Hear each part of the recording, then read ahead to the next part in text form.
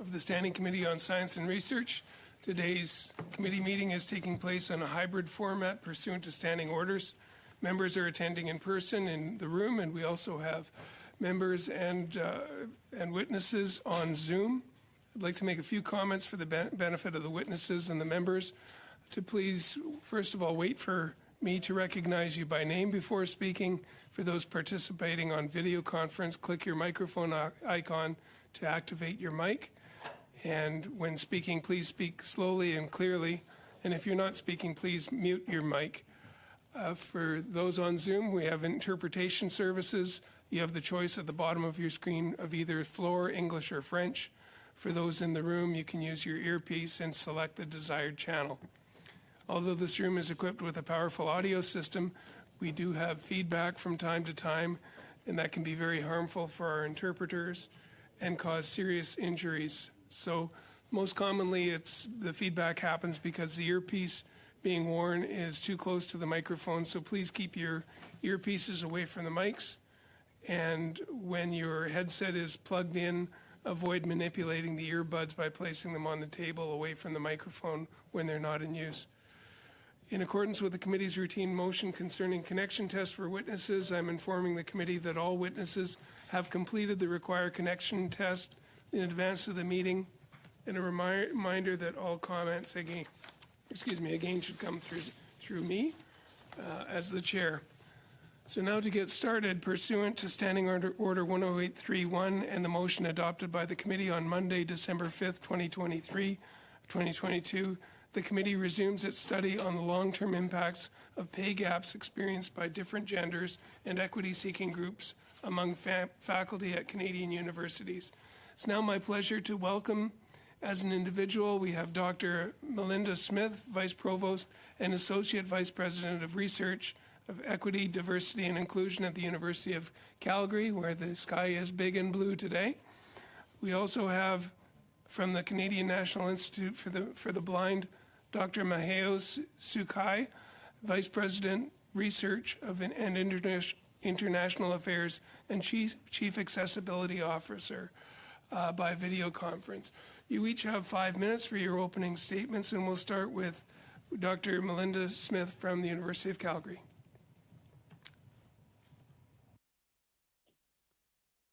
Good afternoon, and thank you very much for the opportunity to discuss impacts of pay gaps among faculty at Canadian universities. Before I begin, I would like to acknowledge that I'm speaking to you from the traditional territories of the people of the Treaty 7 region in southern Alberta. The city of Calgary is also home to the Métis Nation of Alberta, Districts 5 and 6. Pay inequity is a significant obstacle to achieving an equitable, diverse, inclusive, and accessible Canadian post-secondary sector. Its impacts are uneven. It differentially impacts members of federally designated groups, including women, Indigenous peoples, racialized or visible minorities, and persons with disabilities. While lesbian, gay, bisexual, transgender, queer 2+ are not yet included among FDGs, this absence is recognized as an equity issue highlighted in the consultations by the Employment Equity Act Reboot Task Force. In the post-secondary sector, we have significant data gaps on the representation, attainment, experiences, and wage gaps for all FDGs, and this is the case for members of the LGBTQ+ community. I might point out that these gaps were identified in the Royal Commission on Equality and Employment from 1984, the Abella Report. So we are still dealing with these issues 40 years on. To understand pay gaps among faculty, we need to use an equity lens and an intersectional lens, because pay gaps disproportionately impact members of some Canadian university professors more than others. I want to briefly answer 4 questions. What does an intersectionality lens show? What are some common articulated reasons for the gaps, what are the impacts of the gaps, focusing on those, and what needs to be done to ameliorate those gaps, emphasizing those. First, briefly, an intersectionality lens shows the pay gaps for faculty. We can look at differences in representation and employment income of racialized university professors by Howard Ramos and Peter Lee in the Equity Myth. They highlight that the income show that white male professors earn the most, that followed by visible minority South Asian men, Aboriginal men. But among those with the lowest mean income were visible minority Black women, visible minority Arab women, Asian women, and South Asian women, all earning half of the average. While white female professors had the highest income, it's also notable that their income was clearly below the average of white males. They go on to argue that for some, this might be the result of underperformance in hiring, publication records, success in funding, willingness to offer services. But that's not enough. The data shows that, and for that argument to hold convincingly, visible minority professors systematically underperform in productivity compared to white professors at all levels. We will need to see this data in representation and earning outcomes cannot be easily dismissed by productivity differences alone. Secondly, in the Canadian Association of Universities Teachers Underrepresented and Underpaid, it highlighted that full-time women university professors on average continue to earn significantly less compared to their white male counterparts. Racialized women professors experience a rate of unemployment that is almost twice as high as that for non-racialized women. And there's a persistent and indeed worsening gap between this group and both women who are not racialized and racialized men. I can go on and highlight that as well in the policy brief for the Employment Equity Review Task Force, it was shown that the wage gap was wider for Indigenous women, women with disabilities, racialized women, and newcomer women. In effect, intersectional analysis matters. What accounts for these gaps?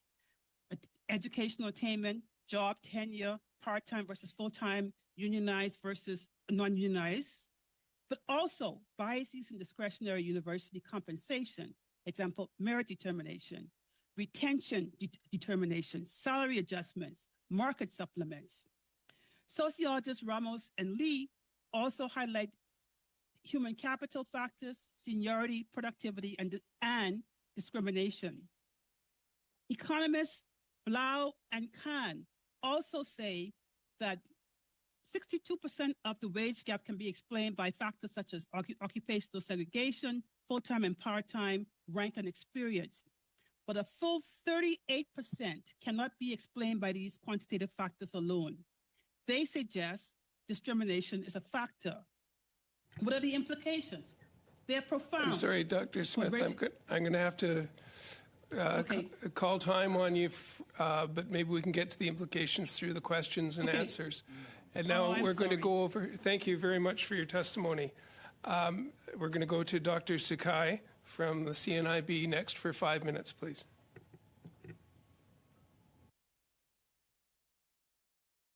Good afternoon, honorable members of the House of Commons Standing Committee on Science and Research. I'm Dr. Sakai, the Vice President, Research and International Affairs and Chief Accessibility Officer of the CNIB. Yes. My apologies. It was kind of lagging a little bit there, and there was some latency. We'll let you know if we run into any technical problems. You may resume. Yeah, it looks like we're. Please, thank you. Looks like we're going. I've paused your time, but let's keep going. Thank you. Okay. Today, I wish to discuss a critical issue, that being the enduring pay gaps experienced not just by different genders and equity-seeking groups among faculty at Canadian universities, but specifically emphasizing researchers with disabilities. The recent Statistics Canada report reports on disability and accessibility in Canada, earnings pay gap among persons with and without disabilities 2019, reveals that individuals with disabilities aged 16 and older earn 21.4% less than those without disabilities. This gap widens for individuals with cognitive disabilities who earn up to 46.6% less, and the gap also widens over time as persons with disabilities who are 40 years of age earn significantly less in comparison to their peers living without disabilities than those who are in their 20s. These gaps present significant obstacles to inclusion, diversity, equity, and accessibility, or IDEA, in the workplace. In the sciences, researchers with disabilities often bear the burden of advocating for their own workplace adjustments or accommodations while grappling with systemic biases. This cognitive load or access work can hinder their career progression and well-being, and furthermore, the health impacts of continual stress, often referred to as weathering, the additional living costs associated with living with disability, the barriers to publishing, lack of accessible spaces within research, such as meetings, conferences, classrooms, seminars, and laboratories, and the prevalent biases in hiring and promotion processes, among others, present substantial barriers for researchers with disabilities. These barriers further exacerbate the experienced pay gap. Additionally, these affect not just the financial security, but also the mental health of researchers with disabilities. The stress of navigating existing systemic barriers, advocating for accommodations, and dealing with pay inequity can significantly impact mental health, affecting productivity and career progression. In research environments, one of the most significant challenges in addressing long-term pay gaps is the lack of comprehensive demographic data about researchers with disabilities in academia and outside of academia. Without these data, ethically sourced and carefully handled, we cannot fully grasp the breadth and depth of this issue. We must remember that disability is not a monolith. It is, in fact, a spectrum of unique experiences shaped by intersecting identities, including, but not limited to, gender, race, and career trajectory, thereby creating unique experiences and challenges. Recognizing these nuances is critical for understanding the current existing barriers and pay gaps. One nuance in particular that must be very clearly acknowledged is that of a person's age when they first identify as living with disabilities. A faculty member who is a full professor when they first experience disability will have a very different career trajectory and career quality, and hence resulting pay equity gap, than a person who is born with a disability who experiences ableism and many significant barriers, both personal and systemic, as they work to become and stay faculty. In addressing these issues, the role of policy cannot be understated. Policies that enforce pay equity, promote accessibility, and ensure inclusive representation within academic spaces are vital. However, they are not enough on their own. We must also need a cultural shift that values diversity, champions inclusivity, and acknowledges the significant contributions of researchers with disabilities. Universities, research institutions, and granting agencies play an imperative role in either perpetuating or mitigating these pay gaps. It is their responsibility to take proactive steps to understand and address existing pay gaps, promote pay equity, and create supportive and inclusive environments for all researchers, regardless of their identities. That being stated, it is also imperative to acknowledge that there is a substantial lack of appropriate training and understanding of accessibility specific to research environments, and this knowledge gap perpetuates the barriers that are faced by researchers with disabilities. As such, there is an urgent need for systemic change in perception and attitudes toward disability in academia. Finally, it is important to highlight the benefits of IDEA in research. IDEA leads to better outcomes and innovation. By addressing pay gaps and promoting pay equity, we can create an environment where all researchers thrive, leading to a more robust, innovative, and inclusive research community. Understanding and addressing pay equity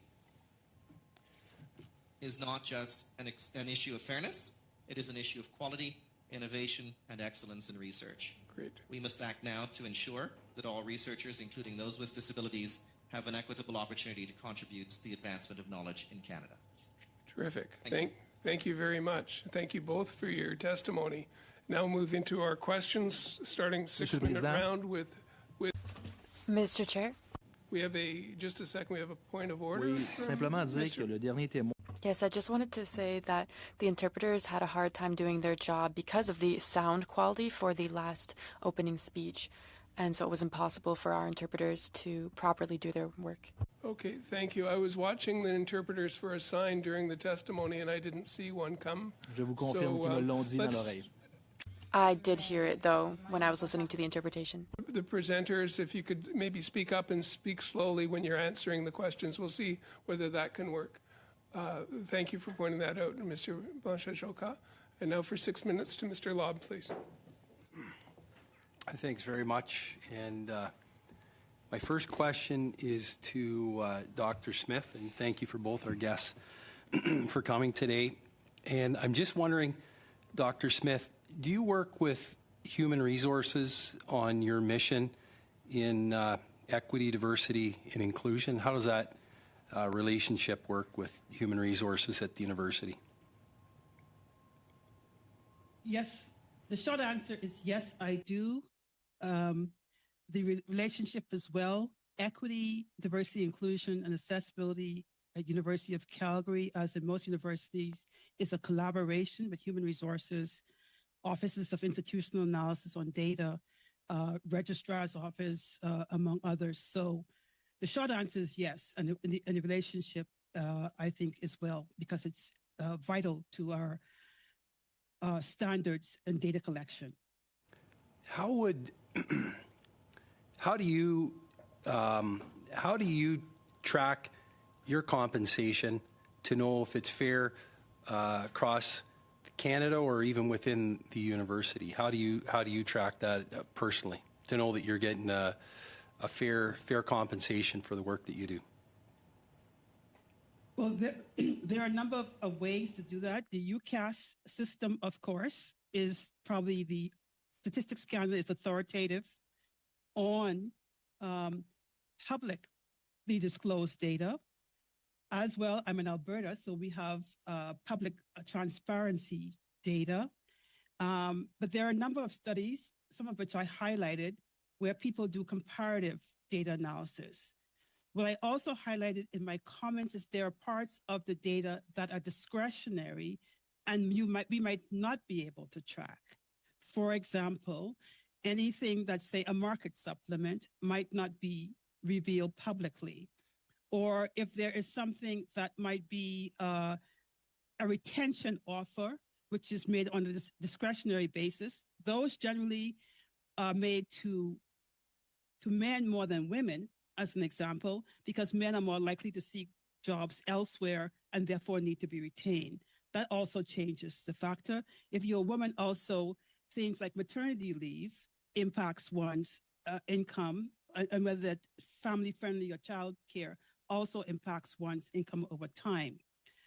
But the data on racialized women is so persistent across studies, Statistics Canada, sociologists, economists, the Conference Board of Canada, CALDAS Canada, that one has to take seriously the need for intersectional analysis.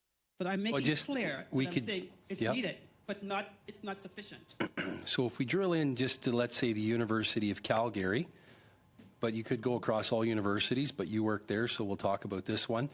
I mean, universities have the most educated people, I suspect, in all the workforces across the country. There's many highly paid professionals there, the dean, all the people in HR, people like yourself. Are there people at your university that are not receiving fair compensation based on all the classifications you provided? And if there are people that aren't receiving fair compensation, why not? Why? Because everybody's there, they should know who makes what. Why is this not happening? So there are three responses to your question. First is the public disclosure is for a certain amount, and so that's those who are higher up. And I would say that's clear. That's less so for many staff members who work in universities. It's not clear for job offers, so we don't see until much later on, probably around the senior associate or full professor the pay gap that emerges. What I can say is at University of Calgary, as probably many of you, 15, there is a commitment to pay equity. And so the important thing about tracking the data is in order to ameliorate inequities. And so there are mechanisms in place, which I think are important to ensure that those gaps are closed. Does HR see the offer letters? Does HR see the offer letters? Does HR see the offer letters that go out to the university prospective employees? HR sees the letters because it has to implement these into its system. This point then, why wouldn't HR say to a professor, like, whoa, you're way low here, you can't offer that? Why does that, how come that doesn't take place? That's a very good question about who should be accountable for pointing out discrepancies. And I would say that hiring is the prerogative of a provost, a vice president academic in relation to a dean and chair, not necessarily to HR per se, although HR may implement practices to close those gaps. I like your question because it highlights accountability. If you know there are gaps among the professoriate, assistant professors, associate, or full professors across racial lines, whose responsibility is it to identify and ameliorate it proactively? I do believe that it's both chairs, deans, and provosts who should do this. Well, I think also it's HRs and it's legals and it's also the dean at the university. And okay, we'll have to leave that as a comment, but very good back and forth. And the president of the university. Thank you. And now to Mr. Turnbull for 6 minutes, please. Thanks, Chair. And thanks to the witnesses, for both of you, for being here today, and your opening testimony was great. Although eye-opening for sure. I wanted to get back to Dr. Smith, what you were saying, which in your opening remarks you talked about using an equity lens and then the importance of an intersectional lens. And I think I took your point very well, that when you described this sort of statistics and the research and the information that you were presenting, it seems that there's consistency to the fact that racialized women, disabled women, and other subgroups are experiencing a lack of pay equity, and systematically so by the sounds of it in your testimony. So what I wanted to ask you, though, was in your opening remarks you were talking about, and you were getting to the point where you were saying discrimination is a factor, and then you were cut off just because of time. I wanted you to go back to that point and maybe finish what you were saying. How do you know that discrimination is a factor? And I'm not disagreeing with you by asking that question at all. I think it is, and we need to acknowledge it. But I want to give you the opportunity to finish what you were saying and make your points on why discrimination is a factor. Thank you very much for the opportunity. So 2 studies that I highlighted. One was by Howard Ramos and Peter Lee, and it called Differences in Representation and Employment Income of Racialized University Professors. And that appeared in the Equity Myth 2017. And the second study I highlighted comes from the Canadian Association of University Teachers, COUT, but again, drawing on Statistics Canada data. And the third study I think is really important, is highlighted in the Employment Equity Act Review Task Force briefs. So consistently, Catalyst, Conference Board of Canada highlight the same kind of discrepancies. These scholars did multiple regression analysis to try to rule out possibilities. So is it age or seniority? Is it, for example, human capital? Is it factors like gender or race? How is it that consistently racialized women, for example, or women with disabilities consistently have lower salaries? May I point out that in the Royal Commission report of 1984, Justice Rosalie Simon-Labella alluded to the same factor 40 years ago. So the question is, why has it not changed? What Howard Ramos and Peter Lee point out is that we have to do some other kinds of studies that are non-quantitative, like look at productivity. Productivity is not, so are they more productive? Are they getting more research grants? Are they engaged in more service or more prestigious services? Well, Ramos did do a study on that, and there are multiple studies that show that racialized minorities outperform, out-innovate in many instances, but still are underpaid. And in fact, 2021 Census for Canada pointed out higher education, lower pay, higher education, underemployed. So this pattern has persisted. So what are the factors that account for this? And both the Conference Board of Canada and Lee and Ramos say that we cannot rule out discrimination as a factor in these kinds of things because nothing else seems to make sense when you do the regression analysis to rule out education, seniority, et cetera. So essentially, Dr. Smith, based on all the research and studies you're pointing to, that they've sort of ruled out all of the other possible explanations that would then lead us to believe that discrimination has to be a factor. Is there additional research as to where that discrimination specifically is happening? And one question that I want to pose to you and Dr. Sukai is whether Stats Canada, you both mentioned tracking data and how just important that is. I think Dr. Sukai mentioned the lack of demographic data, and you both cited Stats Can as being one of the key sources for information. So I wanted to ask you, do we need additional data, and what specifically would you require in order to inform, perhaps better interventions to close that pay equity gap?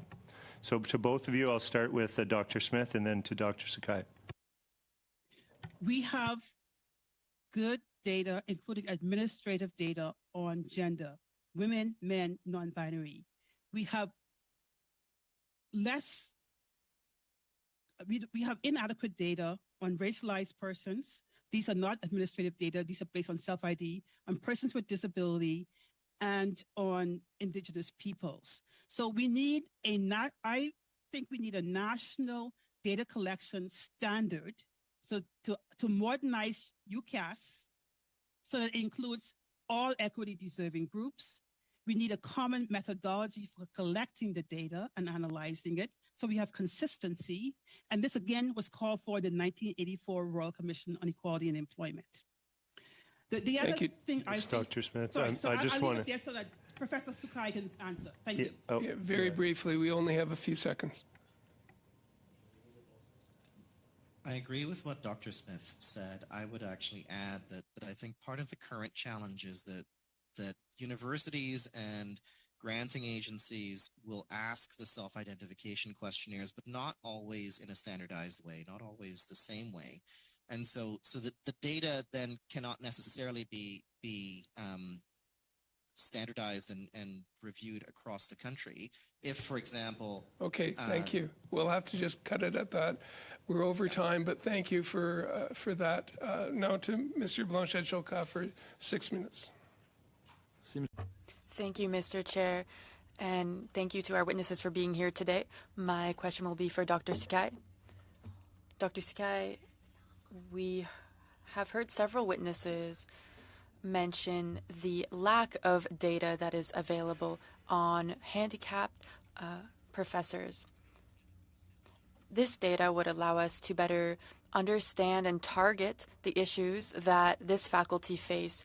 I'm wondering what the federal government could do to reduce the pay gap amongst faculty, most specifically those with a handicap, with a disability, rather. Thank you very much for the question. So I think first of all, we need to come back to, are we having a conversation about a faculty member who's an associate professor or a full professor who acquires a lived experience with a disability as they get older? Or are we talking about somebody like myself, for example, who was born with a congenital disability, who then goes through their research career and starts encountering barriers as an early career researcher. If we talk about the second group, because I think that's actually where the greater emphasis does need to be placed, then we can start talking about programs through the Tri-Council and in other ways to foster the participation of early career researchers with disabilities. Those would have to be done in sensitive and respectful ways, so that we're not mandating or forcing a disclosure of a lived experience if that's not something that somebody wants to do.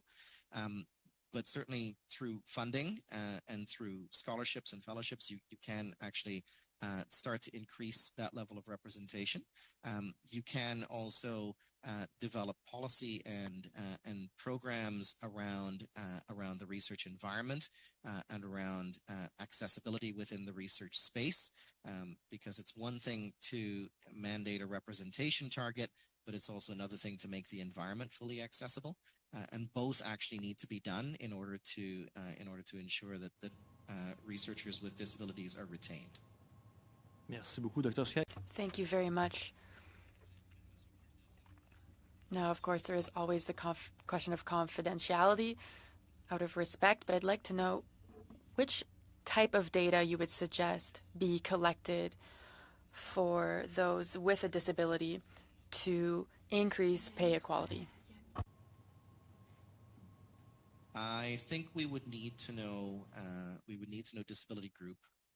I think we would need to know, again, as I said, is somebody congenital, or is somebody acquiring a disability in childhood? Is somebody acquiring a disability later in life? I think we need to know that.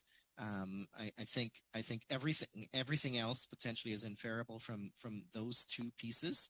You can infer multiple lived experiences at once. And if we use the way that Statistics Canada is asking the disability screening question, then you're also able to understand kind of a bit of functional impact. So that combination of functional impact and age of onset and number and type of disability, I think will give us a lot to go along with everything else that gets captured in terms of pay, in terms of when does somebody join the professoriate and what their salary is and how that salary changes with time. I will say one other thing if I have time. You have about 2 minutes total with Mr. Blanchet-Jonquin.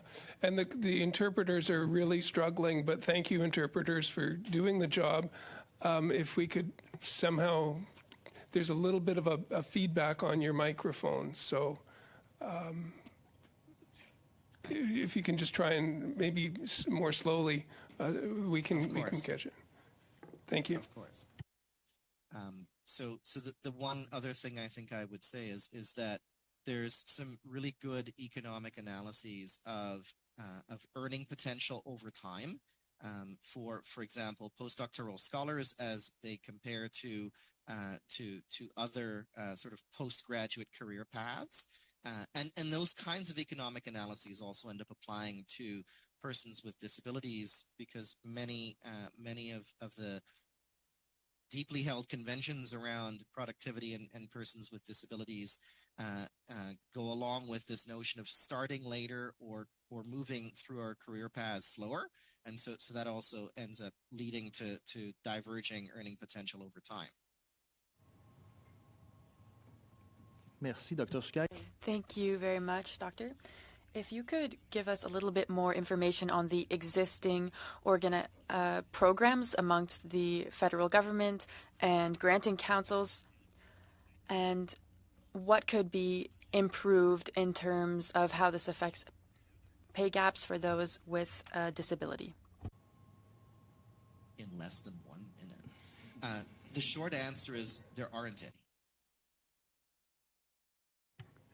Okay, and if there is anything like a link or anything in writing that comes up later, if you could submit it into the clerk, that would be wonderful. I know timing is very tight on these sessions.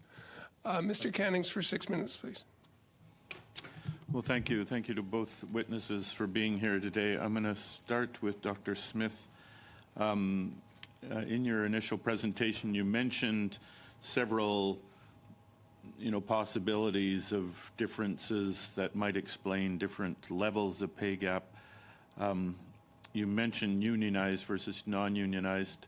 I know when I worked at the University of British Columbia, there were kind of three groups of workers. There was the faculty association, the tenured faculty. There were administrative and professional people, and then there was basically the unionized workers throughout the university. And I'm just wondering if you could perhaps comment if you have data that would separate out, the pay gaps within those groups, if you have that sort of data, and perhaps explain why there might be differences based on those different categories. Thank you very much for your question. I think with the unionized workers, clearly they obviously negotiate. They have comparative data on which to negotiate, including across the post-secondary sector through obtained through their associations, but also I would say their national association, the Canadian Association of University Teachers. I would say that sessionals who also are members of these sometimes unionized workers, their pay would be impacted by the fact that they are from maybe a term to term or year to year. And this is one of the things that why I really appreciate UCAS modernization initiative to try to track the experiences of sessional or part-time or contract workers who are now teaching significant percentages of courses on Canadian universities. But I would say there's strength in the collective bargaining process for those who can negotiate for better pay, pay increases over time, but also benefits commensurate with their experience. I am less familiar with the non-unionized, except for maybe support and management and professional staff. I would say that they would be more vulnerable and more likely to be laid off more readily than those with tenure track position, as no surprise to any of us on this matter. And I say that as someone who's been privileged to be a tenured professor and who still is a tenured professor as the senior administrator. Undoubtedly, that's the privileged position in university environment.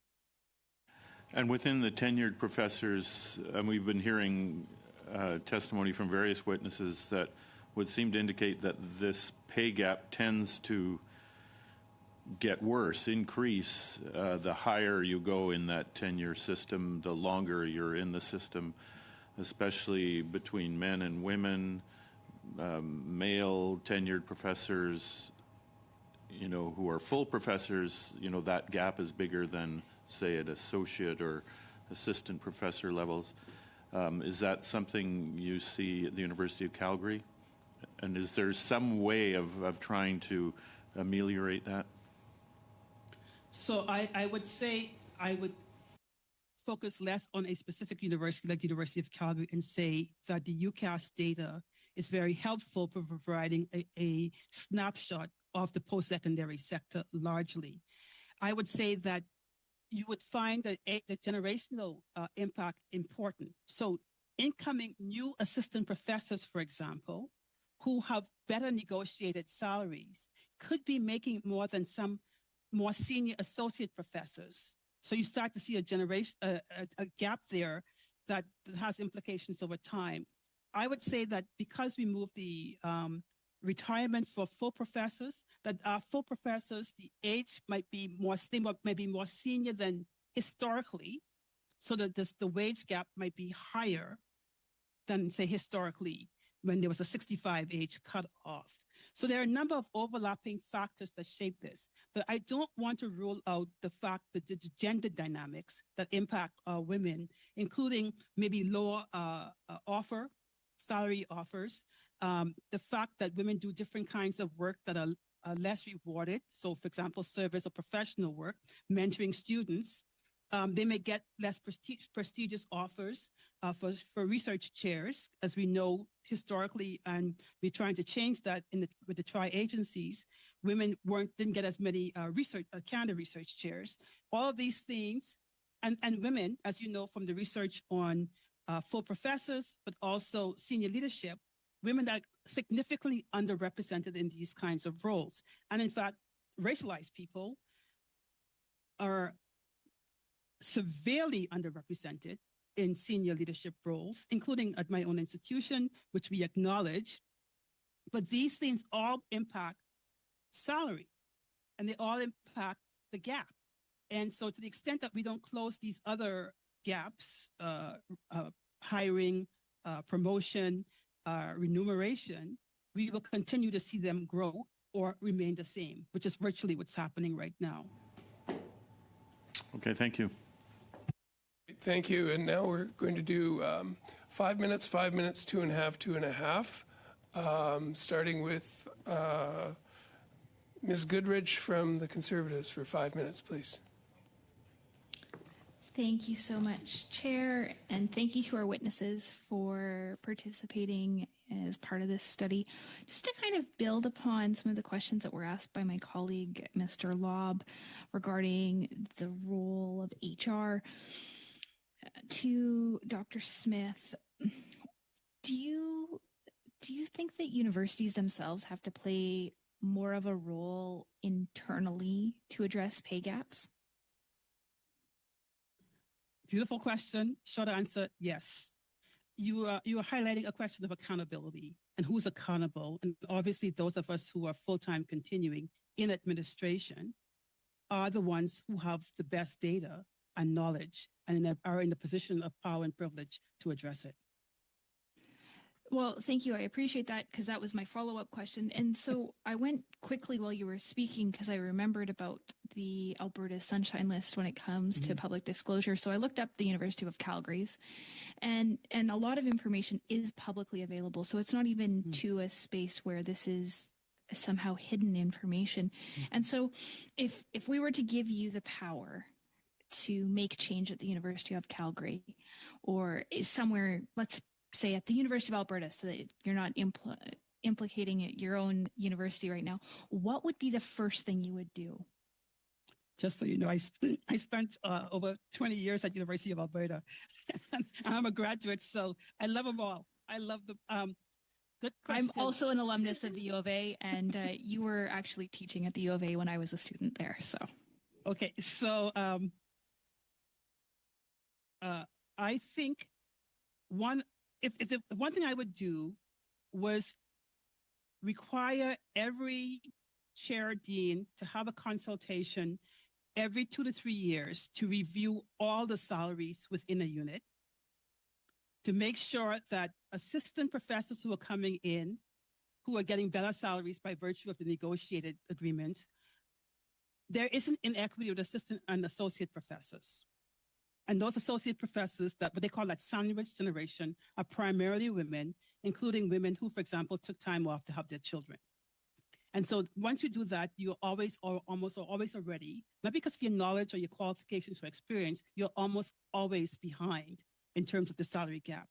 So I would say that would be a requirement to have regularized reviews of all salaries with chairs, deans, and the provost, but that the administering body would be HR. You keep coming back to HR for this overview. Wonderful. Thank you. I wish we could continue having this conversation, but I'm going to switch gears a little bit to Dr.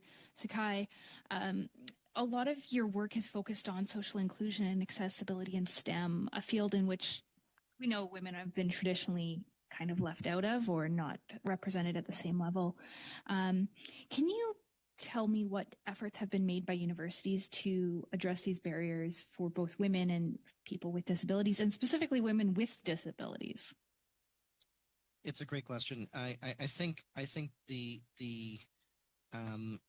barriers that women face in participating in STEM have been better recognized, better talked about, and really better I'm not going to say addressed, but better called attention to over the past 30 odd years. And where I think we start to run into some significant kind of absence of attention is on the experience of students with disabilities, the experience of early career researchers with disabilities, women with disabilities doing STEM. I think part of the challenge ends up being sort of this ableist perception. Well, you have a disability, you're not really supposed to be in science. I've encountered it. It's real. It's there. I think there's this sense that, well, you know, you don't have X ability in air quotes, so you can't really participate as a physicist. You can't really participate as a biochemist. And so then you've got this conception of what a scientist should be. And then you also have this conception of what a productive scientist should be. And that definition of productivity doesn't include parental leave. It doesn't include medical leave. It doesn't include mental health leaves. It doesn't include it doesn't include needing assistance within the labs. So you've got these rather structural systemic barriers that are there around disability that resonate for everybody with disabilities, racialized persons with disabilities, women with disabilities, Indigenous scholars with disabilities. Thank you. Thank you very much, for Ms. Goodrich, for your questions as well. Thank you so much. Yes, and thank you for being a sub. You're certainly welcome at this committee anytime. Dr. Jacek, for 5 minutes, please. Thank you so much, Chair. Thank you to the witnesses. We've heard from both of you on the importance of data, particularly looking at visible minorities, Indigenous persons with disabilities. I think you've made those points very clear, and of course we have StatsCan coming soon, later during this meeting, and no doubt we will get some recommendations from them. But it strikes me we've been talking about this issue now for about 40 years. Dr. Smith, you made that point. And I'm wondering if we're not at the point of some sort of analysis paralysis. In other words, where do we go from here? You've talked a little bit about accountability in terms of the universities themselves, but what can we, as the federal government in particular, do to advance the cause of these underrepresented groups and essentially what is pay inequity? Dr. Smith, could you just give us some ideas on the role of the federal government? So thank you. I always go back to Justice Rosalie Silverman Abela's comment about voluntarism, because these barriers and biases are so self-perpetuating. The wait and hope is not going to have any impact. We need better data. I said with Stats Canada, but if the institutions aren't collecting it and they're collecting it in a systematic way, we're not going to get there. So we need good administrative data for each of the equity deserving groups. Secondly, we need a transparency and accountability. So with MP Goodrich, we talked about transparency for data later on in the career trajectory when at the higher salary rates. Perhaps we need to see those opening salary rates. If they were transparent, maybe institutions would be less likely to have discrepancies, or we may see less biases that emerge from discretionary or hidden. I think that's really important. I think we need to maybe restrict the kinds of other hidden salary, whether it's market supplements or these other kinds of factors, or make them public as part of accountability. And there needs to be consequences for people who are in these roles like mine. If we are tasked or mandated to overlook equity, what are we doing to ensure that it's actually happening? So I believe there isn't a lot of accountability despite the talk, and that is a factor for us.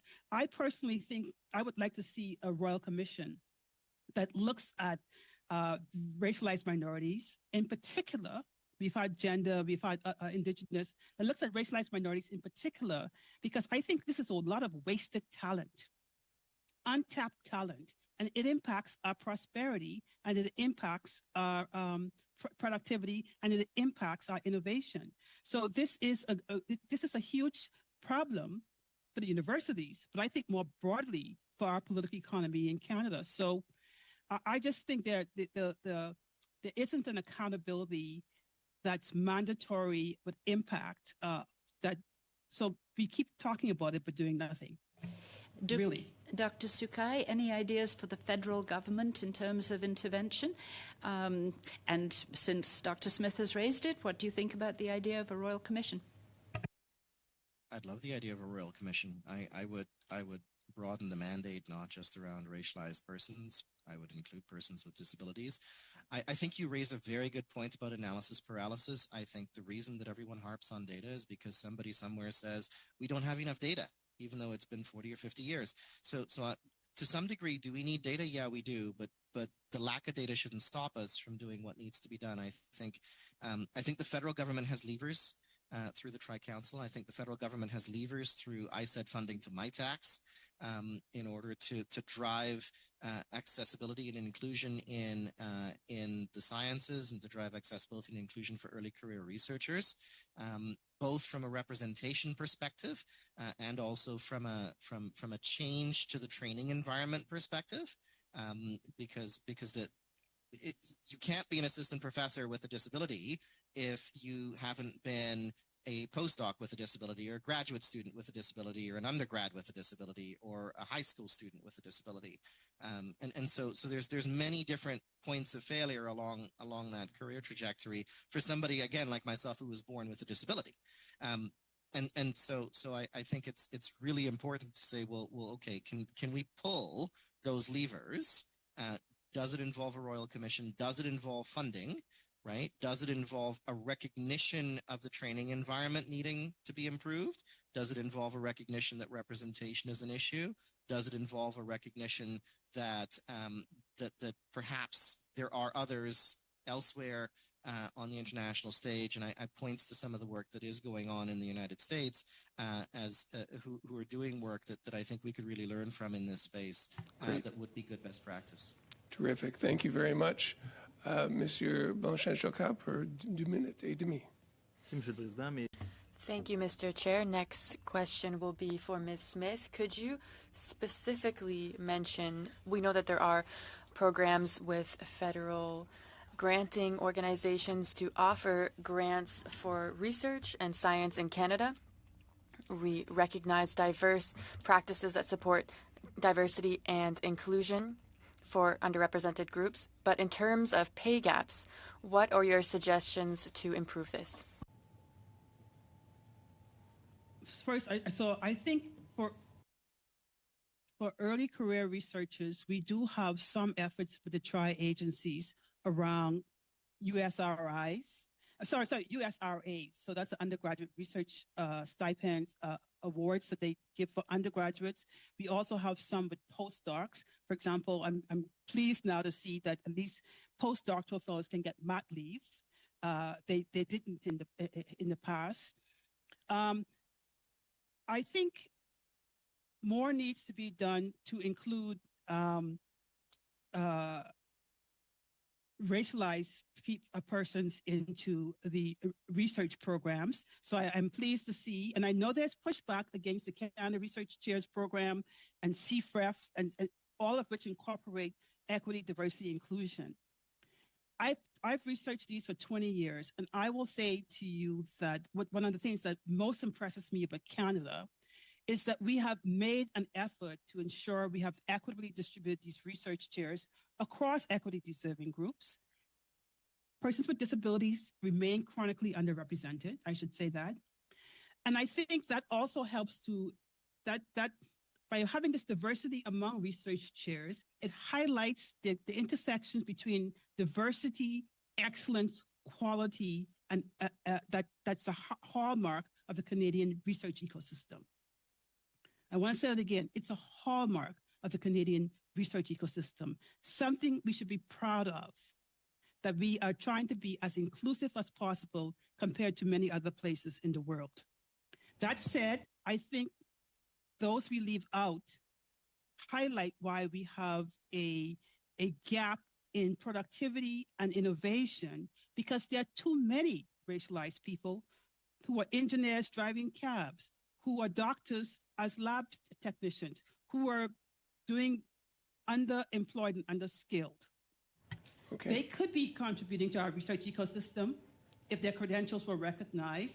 That's a big issue for us. And if they were properly paid commensurate with their education. So I'm sure StatsCan will tell you the 2021 census data shows that racialized minorities are overeducated compared to the average, but underpaid and underemployed still. Thank you. I The big think thing is I'm trying to find wasted which part talent. of the thought we can end on.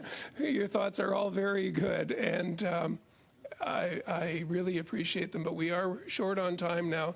To Richard Cannings for 2.5 minutes, please. Well, thank you, and I'm going to turn to Dr. Sakai with my question, because he mentioned, Dr. Sakai, you mentioned data as being one of the problems, and the consistency of data across the country, across provincial boundaries. We have, universities are within the provincial mandate, as my friend from the bloc likes to point out, and this causes problems. It doesn't just cause problems in university data; it causes problems in crosswalking data across provincial boundaries and all sorts of things, whether it's natural resources or healthcare or education. Just wondering what role the federal government could play in turning this around, in getting data that is useful across provincial boundaries. We have Statistics Canada coming up next, and maybe you could give me a good question to ask them. So you know what? My sense is, if you folks could find a way to mandate data standardization, and StatsCan has repositories of great questions, repositories of some not so great questions that we've had conversations about. But by and large, I mean, if everybody could be asking questions the same way, and in my research, I've switched to asking demographic questions the way that StatsCan asks demographic questions, because I need to be able to compare my data to StatsCan's data. And so if you're collecting, you have an engine to collect data, and the Tri-Council are hewing to that engine by and large, then if there were a way to enforce that level of data standardization across provinces and through the provinces down into the post-secondary system, that would be a really good thing. And if you could identify a mechanism by which that were possible, and if StatsCan could identify a mechanism by which that were possible, I think I would be very friendly to it. So, I mean, we've had in the last round of negotiations around healthcare funding, that demand really, from what I understand, of the federal government on provinces saying, here's some extra funding for healthcare. If you want it, we have to talk about data, getting data fixed across healthcare. We don't have the same clout, I imagine, in university funding just because of the way that is set up. But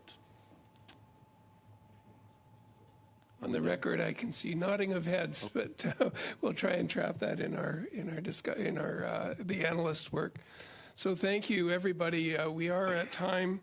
Thank you to Dr. Smith and Dr. Sakai for a terrific discussion we've had with you. And your testimonies are really going to help us with our study on pay gaps experienced by different genders and equity-seeking groups.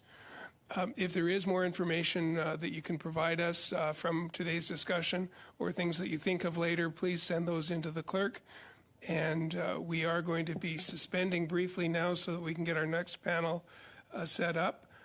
If you're members on Zoom, Mr. Lametti and Ms. Goodrich, if you could stay in the session that you're in, and we will come back to you shortly.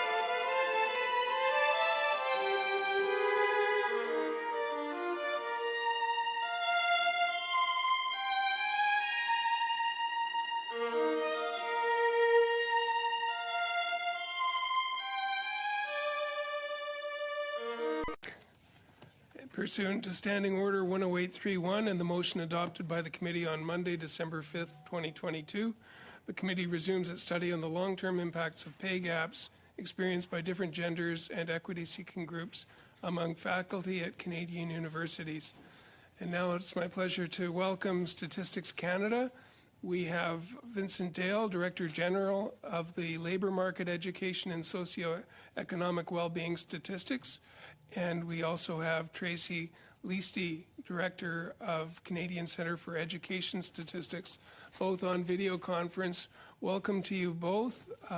We do have some warnings about microphones, but I think when you have your headsets on, the microphone and the earpiece are well enough apart that the interpreters can be safely doing their work. We will start with 5 minutes for or for one of you, whoever's going to be doing the presentation. You have 5 minutes.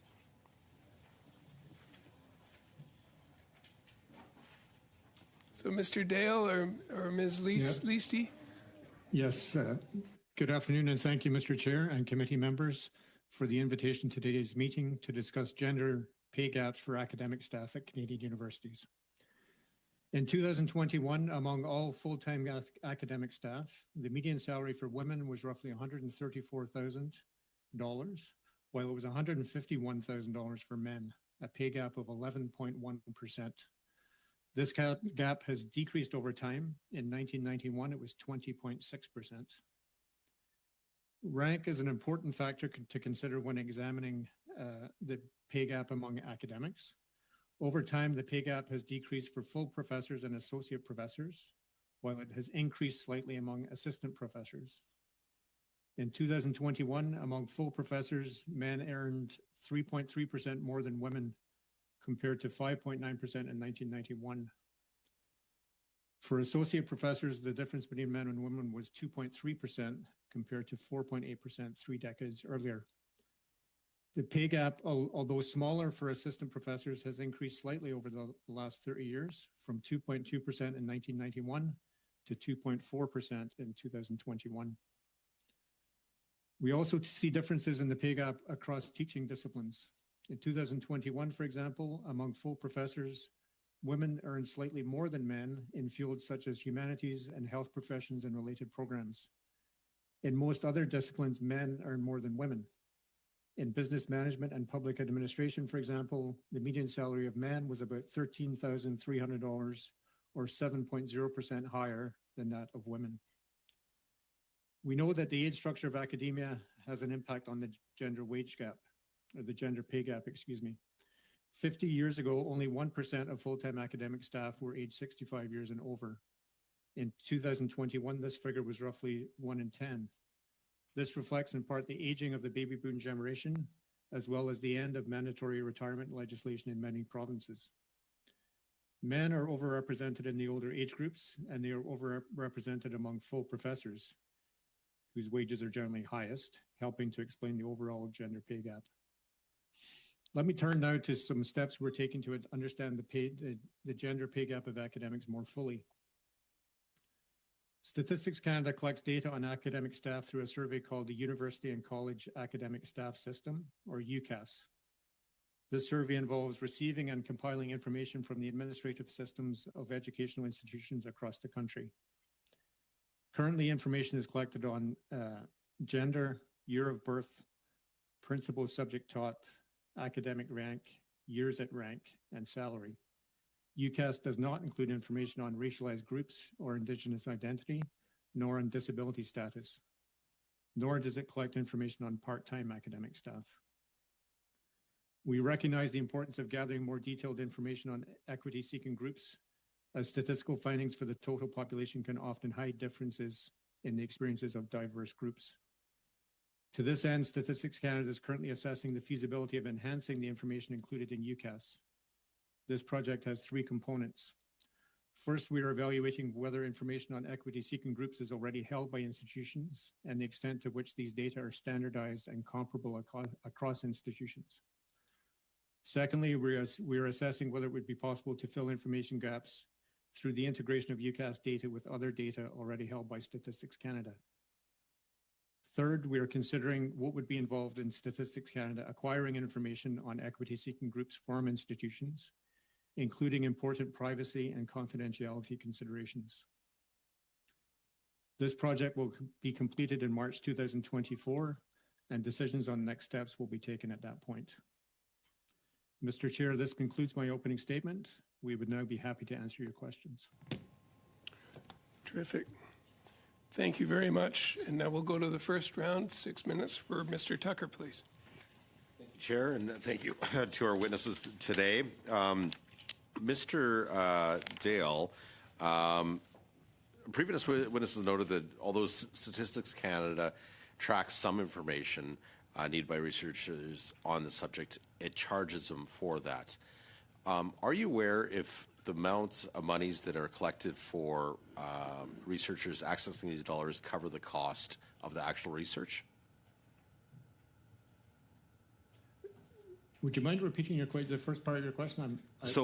We charge researchers to access this information. I just want to know, does it cover the cost of the collection of that data? Yeah. No, it does not. I'm hearing an echo. Is that okay?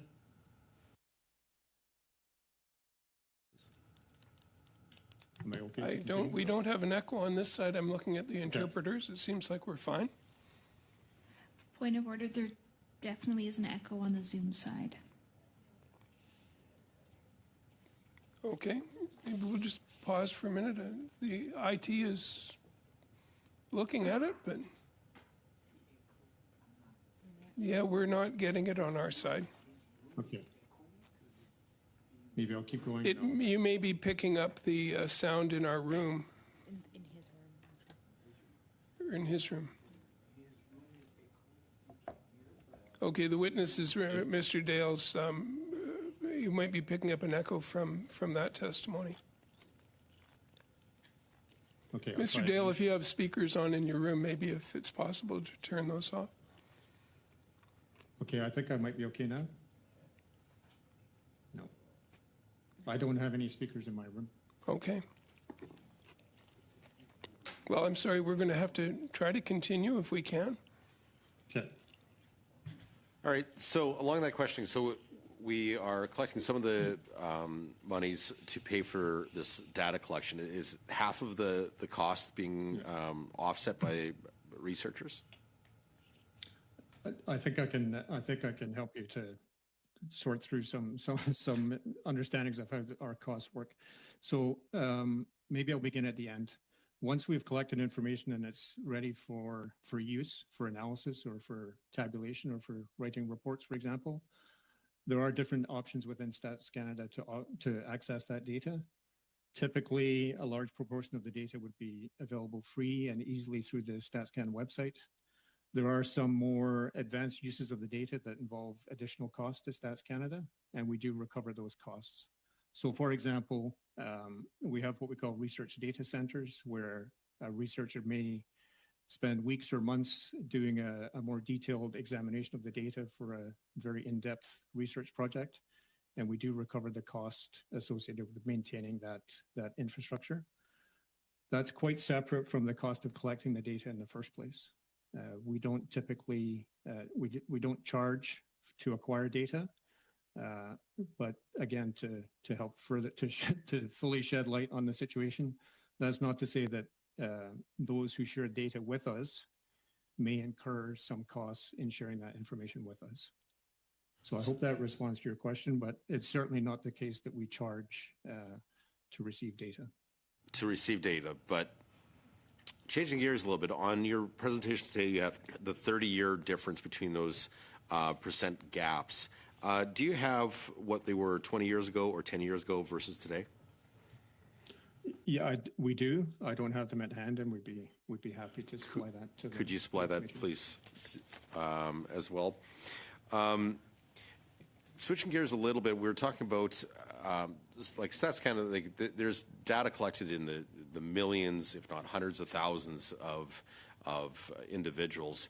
But when we look at post-secondary institutions and the sampling of, not even the sampling, the actual pool of people that you would be collecting statistics on, wouldn't it be more efficient for the actual facilities to be able to know what they're paying their individual people versus an outside source trying to collect that?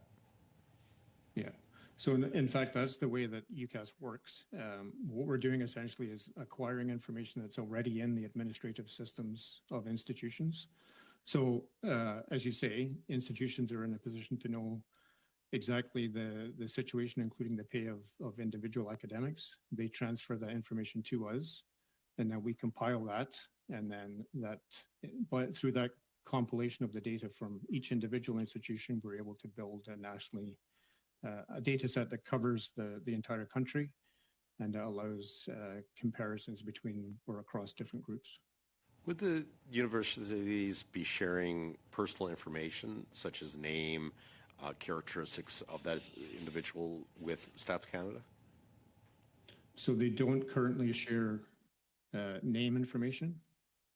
That's one of the things we are looking at as an efficient way of filling these information gaps that I referred to, is if we were able to, for example, gather the name associated with each piece of information we already have, we would then be able to link that to existing data sources such as the census of population. And by doing that, it might be an efficient, expedient way of filling that information gap that we've heard about. Just on that alone, is there an ethical dilemma that you might be faced with finding out some of that information? There's definitely privacy and confidentiality considerations that we have to think about, both at the point during the process through acquiring the data from institutions. There's a series of internal policies that we have, as well as legislation that we under which we're authorized to work, that is very much focused on those privacy and confidentiality protections. Great. As well, both in the process of acquiring the data, but also once it's in the door at Stats Canada, the way that we store and treat that data once it's on our premises. Super, thank you. And the echo loop we had was actually in the room. When the members' mics are left on, it picks up the sound that we're hearing twice. So I think we've got that problem licked now. Now over to Mr. Lametti for 6 minutes, please. Thanks, Mr. Chair. Thank you, Mr. Dale and Ms. Lesty. I guess either one of you, how far are we away from being able to attain the standardized data for equity-seeking groups that you mentioned in your remarks? Yeah, so as I said, we're conducting a feasibility study at the moment, working with 7 institutions, working through that question of whether they already have the information, some of the privacy and confidentiality considerations. I'm not able to give you a direct answer to your question. That feasibility study will conclude early next year, and we'll evaluate which way forward we would like to go, what funding mechanisms might be in place to pursue the preferred option, and at that point, we would begin to formulate some more precise timelines. Okay, thank you. Certainly, you're getting data from universities, and you're collating it, coordinating it. I presume you're also you're going back and forth with universities on trying to standardize the way in which that data is collected and organized even before it gets into your hands. And how can you? We've heard from universities that they would like you to standardize even more. How can you pursue that goal as well? Yeah. So as I think you heard from previous witnesses, the question of data standardization is an important one. It's an area where we do have some expertise. We would like to think that we have some skill and some expertise in working with individual institutions to encourage the adoption of common standards. So that's one of the key questions that we're evaluating through this feasibility study, is the extent to which additional standardization is required, and how we might support institutions in doing that. Last question is a bit out in left field. Is there a way to get data from places like the United States? I mean, one of the things that I experienced as a tenured full professor in a law faculty, which was trying to work hard at pay equity gaps of all kinds, was what really messed up. And your statistics seem to demonstrate at the entry level, it's closer. When you get to full professor, it is the things that messed up in my case, in our faculty's case, the non-unionized law faculty, were offers from, in particular, the United States or other provinces. And they generally went to men. They generally went to high-ranking senior men. And sometimes they left, but sometimes they stayed and there would be a retention offer, which then completely messed up the pay scales. Is there any way to get that kind of data? It's an issue that we're very aware of. So those increases are reflected in the salaries that we see in our data. But unfortunately, we haven't yet arrived at a method to isolate the specific effect of those sort of person-level negotiations that we know happen. And presumably you would even be able to track the faculties, so law and business faculties and certain engineering faculties are probably more prone to this. You know, the other thing I might say is when trying to understand an issue or a policy concern, that I would encourage you maybe to think of multiple sources of data. So the UCAS would give you good benchmark information, the ability to compare across jurisdictions and across time. But regardless of the issue, you would want to supplement that with additional information, additional research. And in that case, it might be quite appropriate to refer to international sources or to various types of research to better understand the environment. Mr. Chair, I'm not sure how much time I have left. We have about 2 minutes left, actually. Okay, so let me ask you a 30,000-foot question for either one of you. Based on the data you're getting and the kinds of inputs you're getting, and the kinds of programs you know are out there that you're evaluating with the data, what's working? What do you think? What kinds of measures are the kinds of measures that work? Would you mind elaborate? Just if you could just extend your last sentence. Working in what sense? Successfully working at eliminating gender gaps, for example, or other kinds of pay equity gaps. Yeah. As opposed to what's not working. You may want to go there. Yeah. You know, that's beyond my scope of expertise or authority to comment on policy questions. I can speak to what works in terms of data standardization, acquiring data, the development of data, but I can't. I'm not authorized to speak about what works in terms of policy interventions. Okay, that's fine. I guess I'll just finish by asking, do you feel your resources are adequate to do the tasks that you've been tasked to do? Yeah.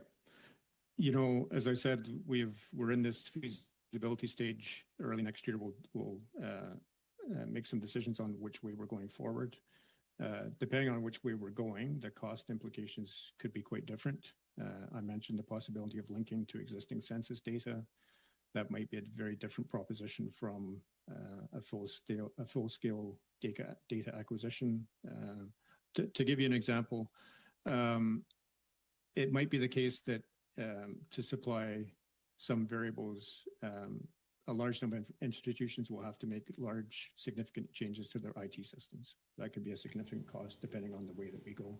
Great. So it really is important that we finish our feasibility work, decide which way we're going, and that will give us a sense of the cost. Terrific. Thank you very much. And now for 6 minutes, Mr. Blanchet-Chocas. Merci, Monsieur le Président. Je salue les témoins. Thank you, Mr. Chair, and thank you to our witnesses for being here with us. First question will be for Ms. Listi, from Stats Canada. Numerous witnesses have suggested that we broaden our survey on university professors and colleges and universities, and that they start studying gender, those persons with disabilities, those who are full-time, part-time, digging into these details.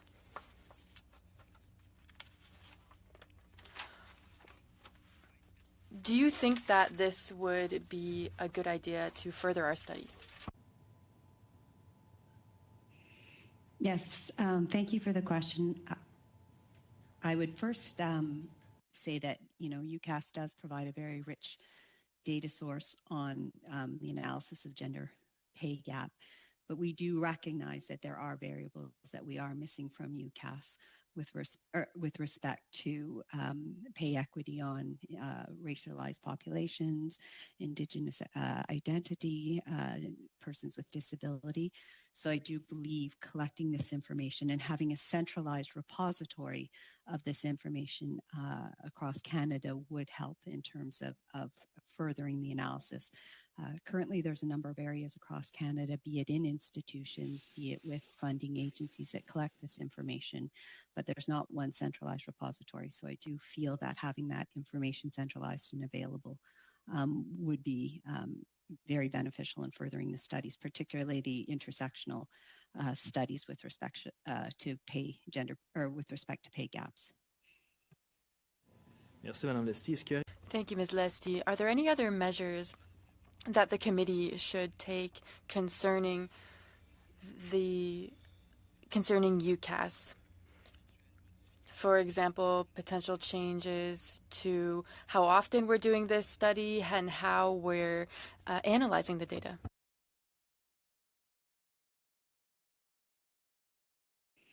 I think in terms of the analysis of the data, there's quite an extensive amount that appears to be going on within other organizations.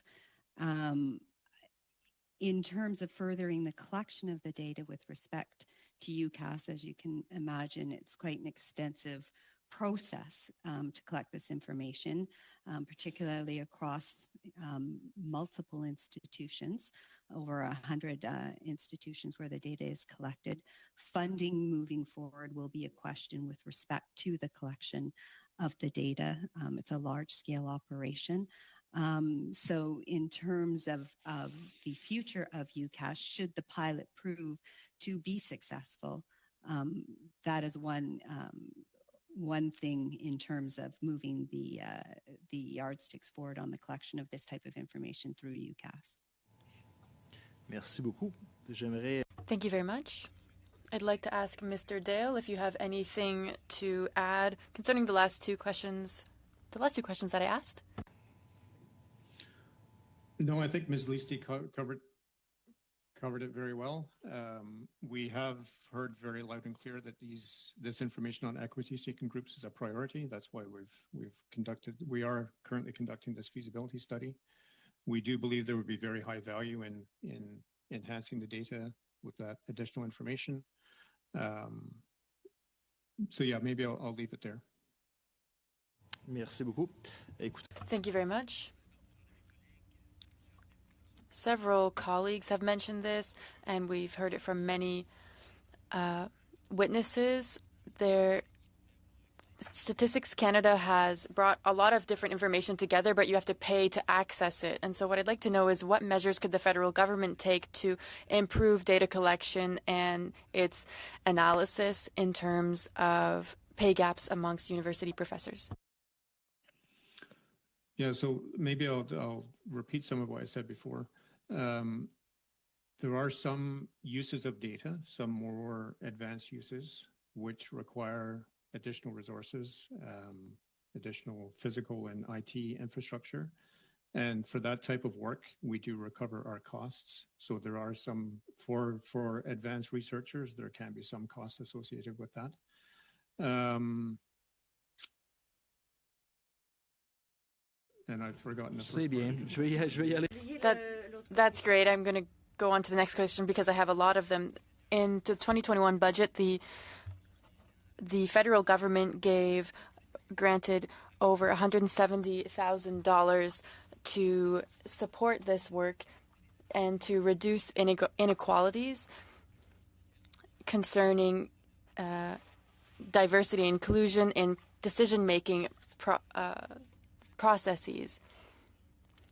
Could you talk more about how we can help reduce these inequalities amongst those in these certain groups, especially in terms of university professors? Yeah. if I can, maybe I'll introduce the idea that data is a team sport. So there are certain activities that StatsCan can certainly do and take a leadership role in doing. But really, as we tried to outline and when we talked about the feasibility study, it's really about building cooperation around a common data strategy. So what does that mean?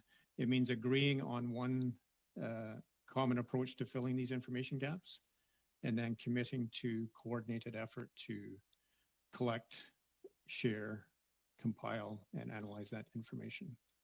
So if I was to make any suggestion or recommendation, it would be to mobilize around a coherent, coordinated strategy. Great. Thank you. Sometimes the recommendations are writing themselves, or you write them for us. I appreciate that. Over to Mr. Cannings then. Well, thank you, and I'll just continue on that line of coherent data that's the same across the country. Statistics Canada is a federal agency. We have institutions like universities and colleges that collect data.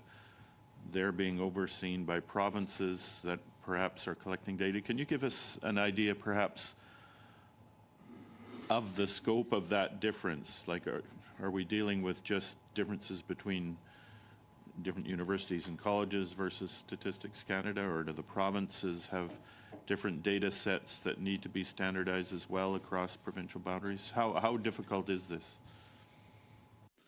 I think it would be hard to summarize in a few words the difficulties. One thing maybe I can help to clarify is our interactions are with each individual educational institution. What is certainly part of the challenge or part of the context is provincial privacy legislation.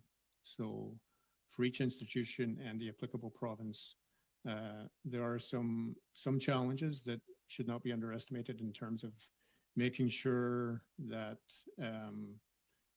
depending on the way the information was collected, this EDI information was collected, whether the institution and the province have the legal authority, the appropriate legal authority to transfer that to Statistics Canada.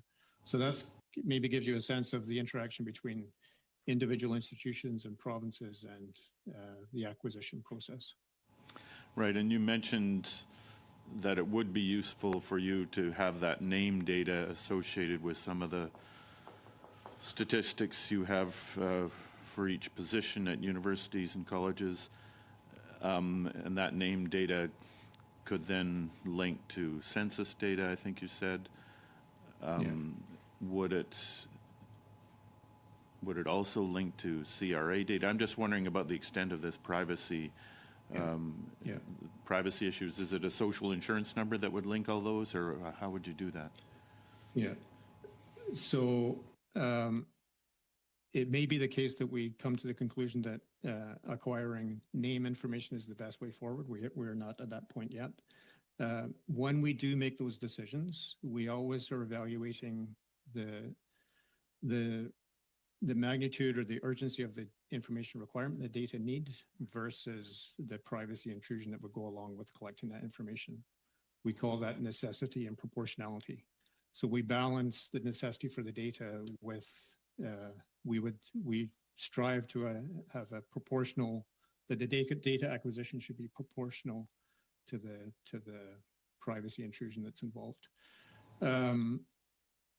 So that's, as I say, it might be that we make that determination around linking to the census, but we are looking at other options. And if we do decide to go down the road of acquiring first names and last names, we would certainly do that within the framework of our legislation and our privacy and confidentiality policies. How much? Okay, and just to finish up on that thought, then, this name data, like in the census, do you have, we've been struggling here with data on, racialized people with disabilities. Would that data be there in the census, or is it only there for certain people, or how? Yeah. So it's there for a sample of the population, for about 1/5 of a sample of the population. it would be certainly there for Indigenous identity and membership in a racialized group or an employment equity group. Disability status would be a further challenge, not necessarily addressed through the census. Okay, just to completely shift gears here and get back to your initial, you gave some summaries of the situation from your data. I just had a few questions there. One is, you said that rank was important. I just wonder if you could go over that again, because it was a bit confusing for me, whether the pay gap was lesser in higher ranks, or the change in the pay gap was lesser or coming down. If you could just go over that again, I was left a bit a bit confused. Sorry. Sure. So for both full professors and associate professors, the gender pay gap has decreased over the past 30 years. In 2021, full professors, the gap was 3.3%, and associate professors, it was 2.3%. The situation is slightly different for assistant professors. Over time, the gap has increased slightly from 2.2% in 1991 to 2.4% in 2021. Okay, so the higher the rank, the higher the pay gap, but it's coming down, and for associate professors, it's lower, but going up a little. That's okay. I think I've got Correct, that clear. Yes. For assistant professors, the gap is small but increasing. Assistant professors. Okay, I think I better leave it there. Thank you very much. That's great. Thank you. Mr. Soroka for 5 minutes, please. Okay, thank you, Mr. Chair, and to the witnesses for coming today. I'm not certain which one can answer this, but has your research found any correlation between the rising cost of living exacerbated by the inflationary government spending and taxation and the persistence of pay gaps among faculty at Canadian universities? That's not a question that we've looked at, no. So you don't have any information regarding regional differences in faculty pay gaps across Canada? We do have information on gaps across provinces. Maybe to elaborate, we do have other sources of information, for example, the Labour Force Survey, that, for example, one could look at the salaries or the wages of by occupation and by industry. So you could look, for example, at the rate of increase of professors, for example, over time, in connection with the cost of the Consumer Price Index. So one would be able to do that using Statistics Canada data at a certain level of detail, but not using this data set that we're talking about this afternoon. Okay, so, do these regional disparities correspond with variations in the cost of living? And should the federal policies take into account this? Yeah, that's a question that we have not looked at. One could construct a research project around that question, but to date we have not done that. So you do comparative analysis of cost of living data and the pay gap data? So we could do that. I'm not aware that Statistics Canada has done exactly that analysis to this point. Okay. And do they collect cost of living data, though? Statistics Canada collects that information. So for various levels of geography, we know the rate of increase of the Consumer Price Index, yes. Okay. So for example, we could look at that at the province level and ask ourselves, how does the variation in the cost of living, or the increase in the cost of living across provinces, how does that compare to changes in the pay gap of academics across provinces? One could compare and contrast those two patterns. Okay. With this rising cost of living affecting Canadians, do faculty pay gaps exacerbate financial hardships within the academic community, such as with the price of everything? Do we lead to the brain drain where skilled faculty seek opportunities outside of Canada? Have you done any research on that?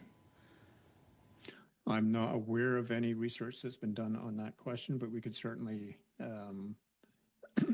follow up with the committee to, we can review that question and give you a written response to that question if you would like. So I was more concerned about, you know, how the cost of everything goes up. Do they actually leave simply because of that?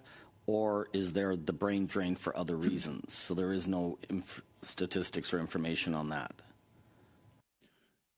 Not that I'm aware of, not recent information that I'm aware of. But as I say, I would like to verify that before telling you that that has not been done, I would like to verify that and get back to you in writing if that's okay. Yeah, that would be great. So I'm just curious, do you know if there's a role for the federal government in helping to close these pay gaps among faculty in Canadian universities? Is there any information or data that you have with this? So I can't speak to actions the government might take in terms of policy interventions, but I can speak to data development or the enhancement of data.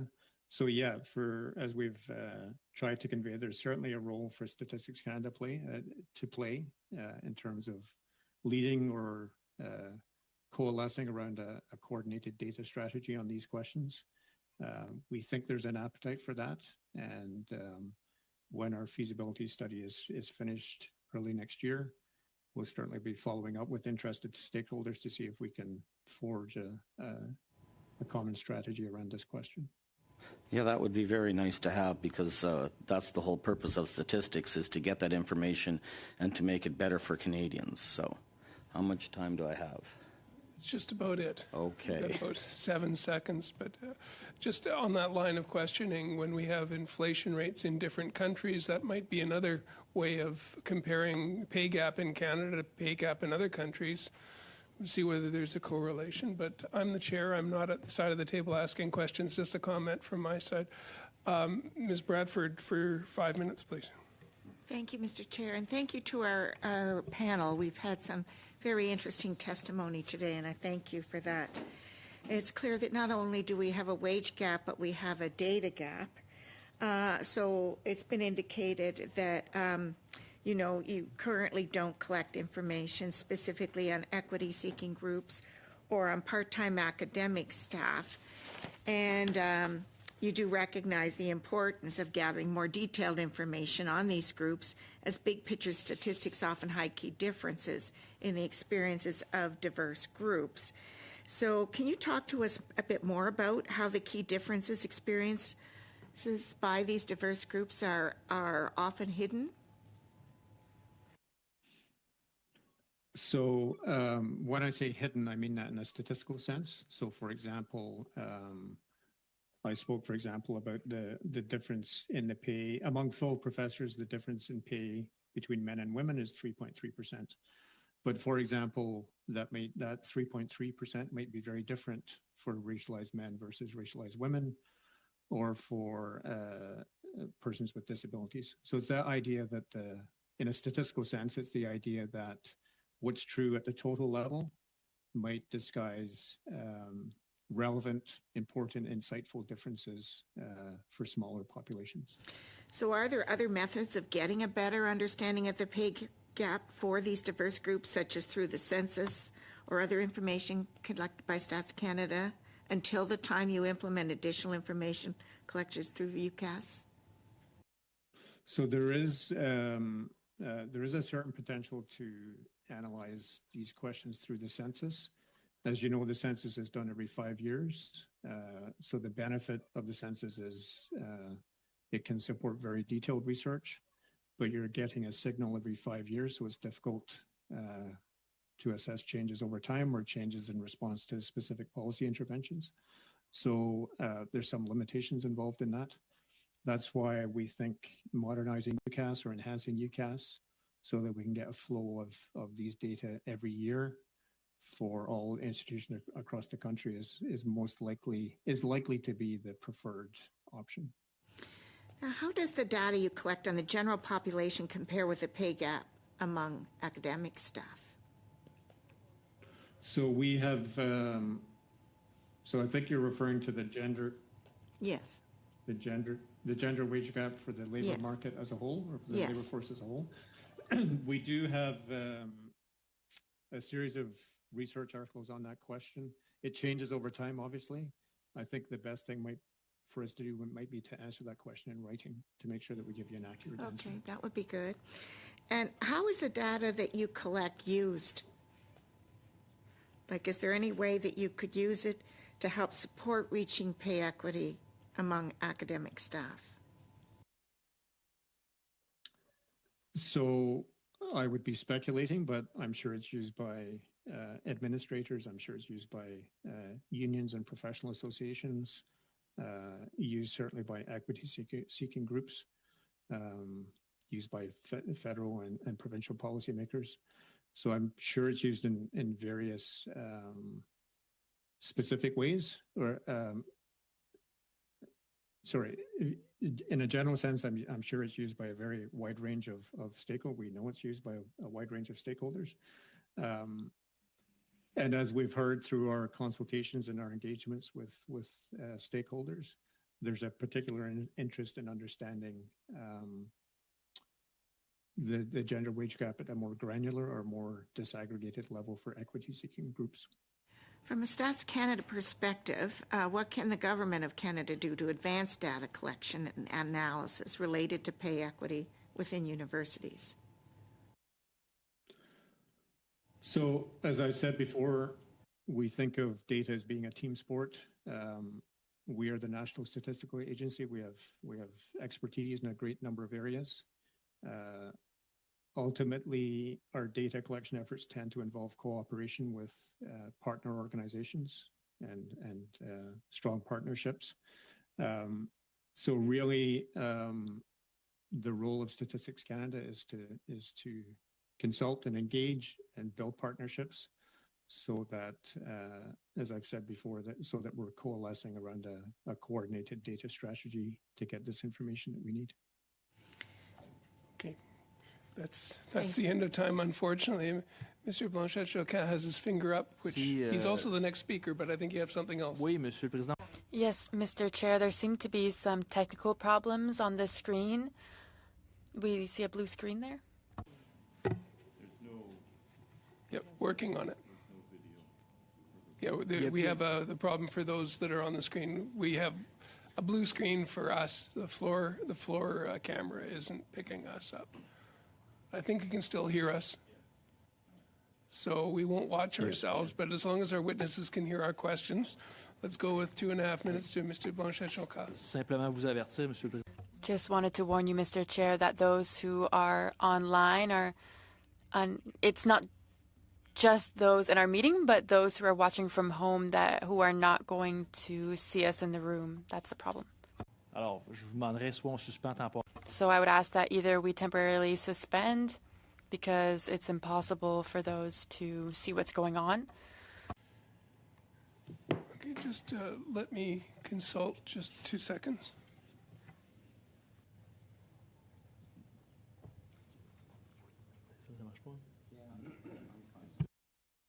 I think given it isn't a televised meeting per se, but we do have audio, and so people can see and hear what we're talking about. We have 5 minutes left in the meeting. By the time we solve this, I think it's more important for us to get our questions out to the witnesses and their answers to us, and the public will be able to pick that up in the meeting as well as in the report as we come forward. So if it's okay for you to enter into your 2.5 minutes of questions, that would be great for us. C'est bien, Monsieur le Président, on va poursuivre. Okay, Mr. Chair, we will keep going on our topic. So I'd like to go back to the report on disaggregated data from 2021-2022. So $172 million initially to allow access to detailed data to reduce systemic inequality. Now, all this was done, but despite this, several witnesses spoke to us about the lack of access to data in order to perform analyses to contribute to reducing pay gaps and to most specifically reduce the pay gap between genders. So I would like to know some more about this federal government investment. It is 2023 today, and yet it seems that not enough has been done. What's your opinion on this? Thank you for the question. You can hear me okay? Yes, we can. Okay. So the Disaggregated Data Action Plan has been used and is still being used to fund multiple initiatives across Statistics Canada, including, for example, the Labour Force Survey, the Canadian Community Health Survey. So it was a portfolio of an envelope of funding that is being used to cover a wide portfolio of projects. It is being used, it has been used to fund this feasibility study that I've been talking about. So it's in part funded through the Disaggregated Data Action Plan. There is some funding there's a process within Statistics Canada to allocate that funding. Some of it is being used to assist jurisdictions in sharing administrative data. Some of that activity is leading to some lessons learned and some best practices, which would certainly be applicable in this case. D'accord. Monsieur Dale. Thank you, Mr. Dale. So that I've understood properly, has there been an analysis of this report, this data action plan concerning the goals that you have set for yourself? Yes. So the funding is for this particular topic, the data does not yet exist. We are using the funding through the Disaggregated Data Action Plan to enhance the way that we collect the data, to work with jurisdictions and institutions to collect the data. So we're not yet in a position to be able to analyze or write a report per se. Great, thank you very much. And now for the final 2.5 minutes to Mr. Canning. Well, thank you. And I just like to stick with Mr. Dale in talking about, you mentioned that men are overrepresented as in the full professor category. And since this is a study about pay gaps and being a full prof versus an associate or assistant prof would have implications there, I just wanted to drill down there and see if you had data on perhaps why that overrepresentation has occurred. Is this just a function of time when these full professors have been in the in positions in university longer, or what might have caused that? So we haven't necessarily looked in detail at your question specifically, but the data certainly supports an analysis of, for example, tenure, how long people have been in their position. We have information on age, for example. That's what allows us to know that a larger number of professors age 65 and older, by far a larger proportion are men. So we're able to look at patterns and trends. I can't necessarily speculate as to what's, for example, I can't speculate as to why it was that 20 years ago, more men were becoming full professors than women 20 years ago. That's reflected in the data today, but I can't speak to the causes of those hiring decisions. Right, but does that imply that in assistant and associate professors there isn't that overrepresentation? We can look at so it is the case that for younger groups and for assistant professors, in terms of the composition of faculty, it's true that we don't see as large a gender imbalance in terms of the proportion of academics by gender, ignoring for a moment levels of pay. So yes, we do see for younger generations and lower in brackets ranks, more gender balance than for full professors. Yeah, I was just trying to get at whether this difference in full professors was a result of earlier differences in assistant and associate professors, or whether it's something about who is chosen to become a full professor. I was trying to get at that, but just very briefly. I think you would, yeah. I think you would want to look at what we call cohort effects. When we're looking at those who are 65 and older now, they were probably hired 25 or more years ago. So you probably want to look at as I say, cohort effects. How did those people come to be in those positions? Great. Thank you. Thank you very much. And thank you to both witnesses that were here, to Vincent Dale and Tracy Leasty, for your testimonies and your answers. And sometimes there is a line between policy and the work that you're doing, so thank you for keeping on the right side of all of that as well. That will really help our study that we're doing on pay gaps experienced by different genders and equity-seeking groups. But if there is more information, you can always submit that to the clerk, and that can be included in the analyst's work. We'll be meeting again on Wednesday, November 1st. We'll be considering the draft reports of version 2 of the support for commercialization of IP, and we're going to have version 1 of the Government of Canada's graduate and scholarship, or version 2 of the graduate scholarship and postdoctoral fellowship programs. And we will also provide drafting instructions for the study on long-term impacts of pay gaps experienced by the different genders and equity-seeking groups among the faculty at Canadian universities. So now, is it the will of the committee to adjourn? I see nobody objecting. Thank you very much for all your participation.